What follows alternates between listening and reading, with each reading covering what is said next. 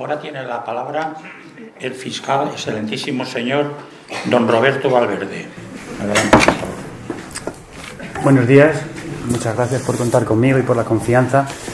Un par de matizaciones. En el caso del hábito no hacia el monje, yo tampoco me he traído la toga, así que, capitán, no estamos... Muchas gracias, y luego, por si acaso hay alguno de mis jefes, coordinadores o lo que sea, una pequeña matización. Yo no soy el excelentísimo. Eso ya es fiscales mucho más importantes que yo. Por si acaso, nada. No me apunto nada que no me toque. Bueno, hasta ahora se nos ha explicado cuáles son los problemas que se pueden generar cuando los menores, a través de las tecnologías de la información o de la comunicación, acaban exponiéndose y participando ellos mismos en la pornografía. Y daría por cerrada la participación con presenten denuncia en el caso de que pase. Y en ese momento es cuando entra en juego la Fiscalía. Es decir, ya ha pasado todo esto, se ha presentado la denuncia, ahora viene la caballería. Es verdad que la Fiscalía tiene distintas especialidades, una de ellas, por supuesto, es protección a las víctimas, y es una labor fundamental la que se hace desde el punto de vista de la protección de víctimas de todo tipo de delitos y, por supuesto, también de menores. Otra de las especialidades es la Fiscalía de Menores, que, por un lado, persigue los delitos que pueden haber cometido los menores, sus infracciones, por otro lado, protege a los menores que se encuentren en riesgo. Y otra de las especialidades, que sería la mía, y por eso digo que llega a la caballería, sería la de criminalidad informática. Una de las ventajas que tiene la Fiscalía en la lucha contra los delitos es la posibilidad de especialización. Los jueces tienen que saber de todo tipo de delitos, de todas las materias, de todas las especialidades. Cosa que no cabe duda, que seguro que son capaces, pero en mi caso sería absolutamente incapaz saber mucho de todo. La ventaja que tiene la Fiscalía es que sí se puede especializar. Es decir, puede haber un grupo de fiscales que sepan o que intenten saber mucho de delitos informáticos, de delincuencia organizada, de menores, de siniestralidad laboral, de tal manera que con ese conocimiento adquirido y además actuando con una unidad de actuación se puede dar una respuesta unitaria en todo el territorio nacional. En el caso que me ocupa a mí, que sería la criminalidad informática, la Fiscalía General del Estado tiene esta especialidad reconocida, por lo tanto hay un fiscal de sala en la Fiscalía General del Estado que establece cuáles son los criterios de interpretación. Es decir, este es el Código Penal, perfecto, estas son las leyes procesales que tenemos y ahora vamos a ver cómo tenemos que hacer la interpretación en el caso de que haya alguna cuestión que sea conflictiva, cómo tenemos que actuar en determinados casos, cómo tenemos que interpretar las normas procesales que no siempre son tan completas o tan exactas como a nosotros nos gustaría, y esto también me referiré con algunos de los problemas que tenemos. A partir de esta Fiscalía General del Estado, que establece una especialidad, cada una de las provincias en España tiene a un fiscal delegado, que es el que coordina la lucha contra la criminalidad informática en cada una de estas provincias, y en el caso de Barcelona soy yo.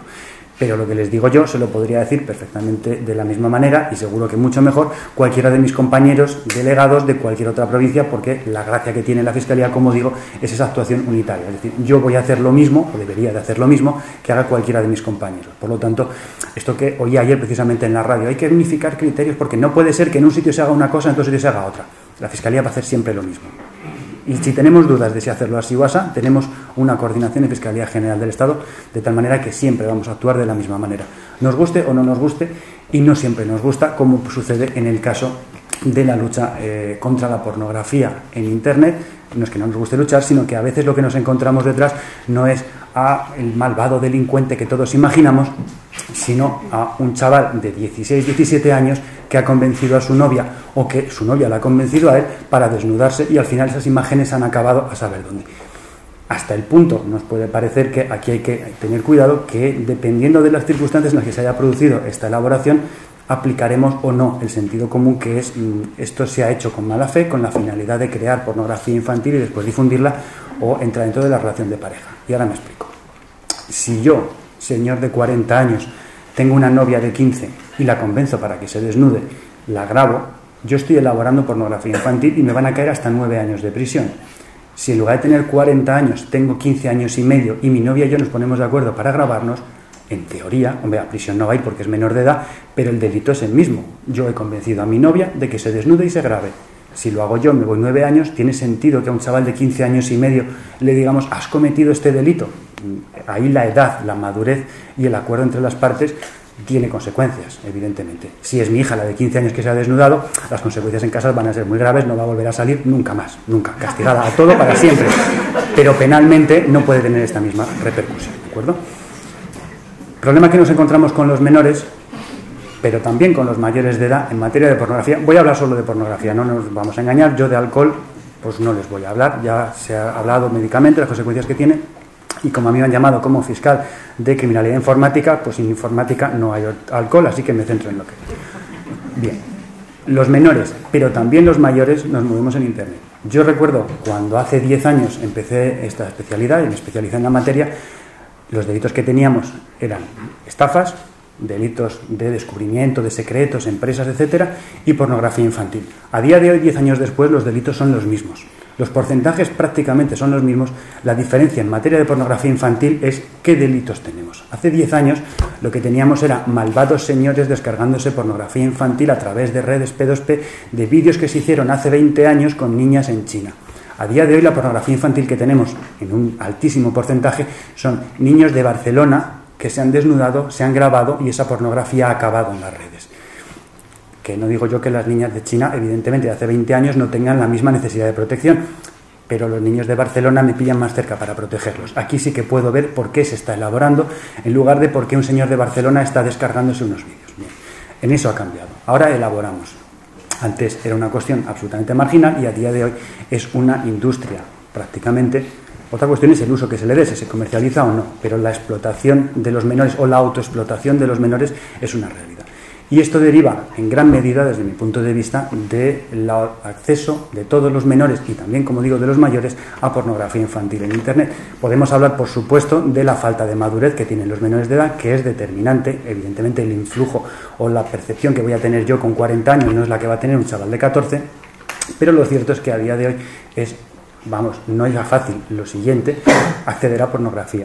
Cuando yo tenía 14 años, para ver pornografía era una odisea, tenías que convencer al hermano mayor para que cogiera una revista, era una cosa absolutamente marginal, te escondías y encima, madre mía, lo que hemos hecho.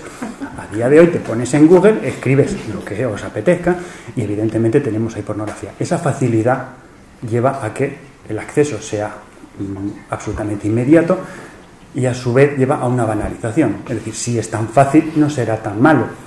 Pues ¿por qué va a ser malo? Efectivamente, podemos entrar en el debate moral de la libertad sexual, etcétera, que no es asunto mío, no voy a entrar en absoluto. Lo que sí que es verdad es que aquí y en todas las materias que se producen en Internet sí que hay, incluso hay estudios que lo documentan, el tema del filtro burbuja. Es decir, hablemos de política, por ejemplo. Si yo tengo unas afinidades políticas en Internet, está demostrado y estudiado y publicado en revistas científicas, 4 de cada 5 personas se van a dedicar a mirar información relativa a aquello que le interesa y solo una va a acceder a aquello que no le interesa para ver el punto de vista contrario y con espíritu crítico valorarlo. Si esto lo hacemos en política, yo soy conservador, pues voy a ver unas determinadas noticias, me voy a retroalimentar qué razón tenemos y no tengo ese espíritu crítico respecto del contrario.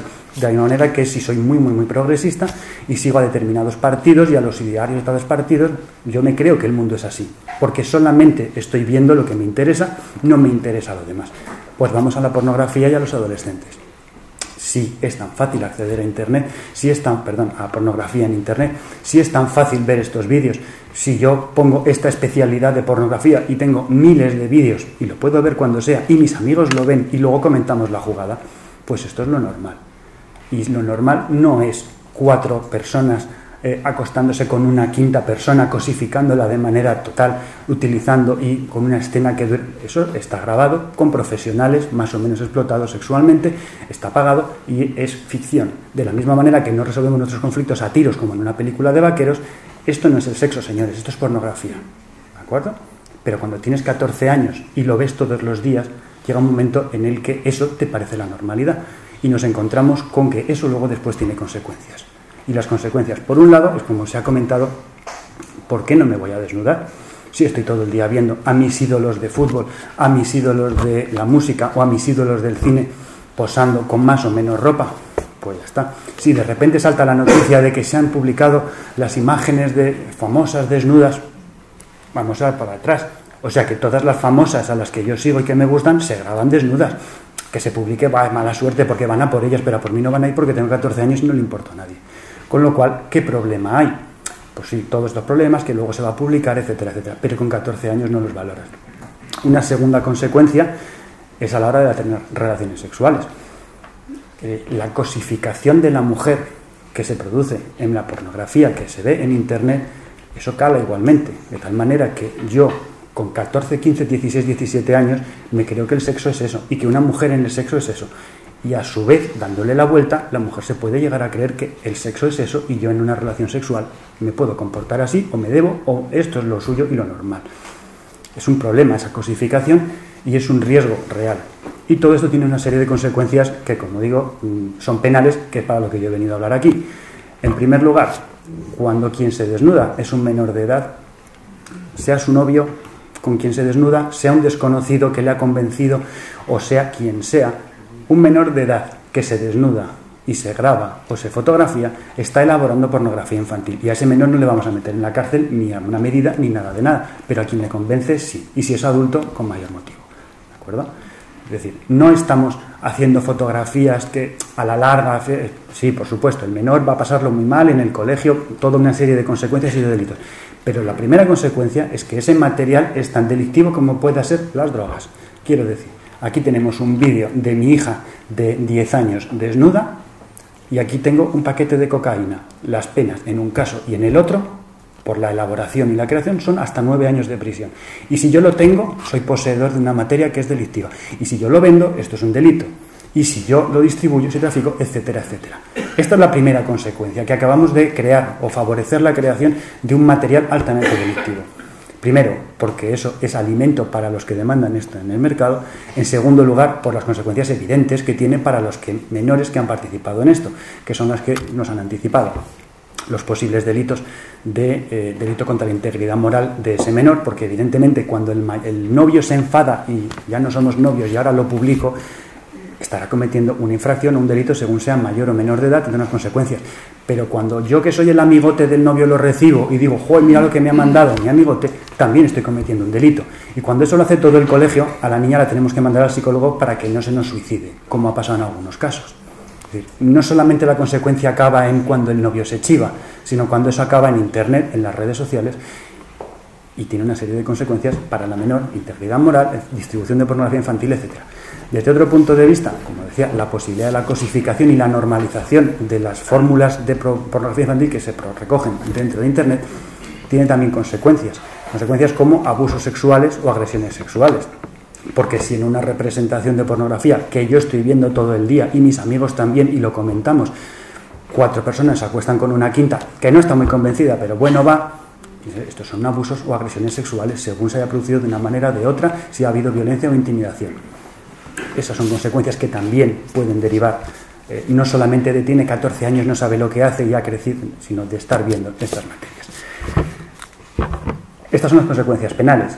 ¿Cómo luchamos contra ello? Evidentemente con el Código Penal en la mano. Cada una de estas conductas tendrá su repercusión, sus años de prisión. Si se trata de intentar convencer a un menor para que se desnude, tendrá unas consecuencias graves de prisión, pero menos que si conseguimos eso, es decir, que se desnude y elaboremos pornografía infantil. Evidentemente las consecuencias de las agresiones o abusos sexuales las sabemos todos, porque desgraciadamente llevamos unos meses en los que una y otra vez están saliendo noticias de hechos absolutamente escandalosos y grotescos desde mi punto de vista. ¿Cómo se puede plantear esto? Esto tiene unas consecuencias, tiene unas penas de prisión. Pero a la hora de la lucha tenemos también unos problemas procesales. Es decir, tenemos que probar que esto ha pasado en agresiones, abusos sexuales, más o menos. Hay testigos, no hay testigos, hay pruebas de ADN, no hay pruebas de ADN, videocámaras o no. Pero cuando hablamos de Internet, tenemos además problemas de orden internacional. Es decir, si se publica en Facebook una foto de mi hija desnuda, yo puedo pedirle a Facebook que haga el favor de borrar esto. Pero si lo que quiero, y es lo que quiero, que para eso este guarro ha metido a mi hija desnuda en Internet, lo que quiero es que este tío pues pague sus deudas con la sociedad, no se puede hacer venganza. Lo que hay que hacer es educarle en prisión. 9 años de prisión es muy buena educación, en este caso, que mi hija tiene 10 años solo. Lo primero que tendremos que hacer es decirle a Facebook que nos dé esa información. Y aquí ya podemos empezar a tener problemas, porque necesitaremos la colaboración no solo de los jueces de aquí, que evidentemente vamos a tenerla toda, sino también de los proveedores de servicio en otros países, porque evidentemente Facebook da servicio en España, pero no está en España. Así que cada vez que yo tengo que pedirle algo a una red social, me tengo que ir a esa red social a través de cooperación internacional, jueces hablando con jueces, con ministerios de por medio, y al final nos podemos encontrar con que no consigamos saber quién es la persona. No es ni la primera, ni la segunda, ni la 10ª vez, lamentablemente, que intentando ver quién es la persona que, por ejemplo, recuerdo hace un par de años, se dedicó a crear páginas web de promoción de la humillación a la mujer, de tal manera que se publicaban imágenes de adultas, eso sí, desnudas, en plena humillación sexual, con relatos al lado exponiendo soy el amo, etcétera, una cosa absolutamente bochornosa y tal. Primer problema, esto lo tenemos que encajar en el Código Penal por delito de odio. Y dices, hombre, delito de odio. Bueno, pues vale, pues delito de odio por cómo está formulado. Pero es que hasta el 2015 esto ni siquiera era delito, aquí no pasa nada. Pero es que en Estados Unidos es libertad de expresión. Cuando yo me vaya a pedirle al juez de Estados Unidos que me eche una mano a darme información, me va a decir que, mire usted, aquí la libertad de expresión se respeta. Entonces, podemos dar de baja, según en qué casos, es decir, no el juez, sino los operadores, colaborar y darlo de baja por discurso de odio, pero no le vamos a dar la información de quién es este señor que está detrás. Como mucho, algunos datos y usted se apaña con esto. Si los datos son suficientes, bien. Si no son suficientes, desde España yo no voy a poder saber quién es el tipo que está detrás de esto. Yo puedo pedir, eso sí, que las operadoras españolas, Telefónica, Vodafone, etcétera, corten esa conexión, de tal manera que desde España no se pueda ver esas páginas o cualesquiera otras que se puedan ustedes imaginar. Pero se lo puedo pedir a las empresas me van a hacer caso, pero saltándome a las empresas, es decir, si yo me conecto en lugar de aquí, usando una técnica de 5 minutos o una aplicación en el móvil, automáticamente me he saltado eso. Y la página sigue ahí. Por lo tanto, por mucho que diga, como he dicho al principio, aquí llega la caballería llega hasta donde llega, porque la lucha en Internet contra los delincuentes, en este caso y en cualquier otro delito, tiene una serie de limitaciones y espaciales, fundamentalmente, jurisdiccionales y desde el punto de vista práctico. Muchas gracias.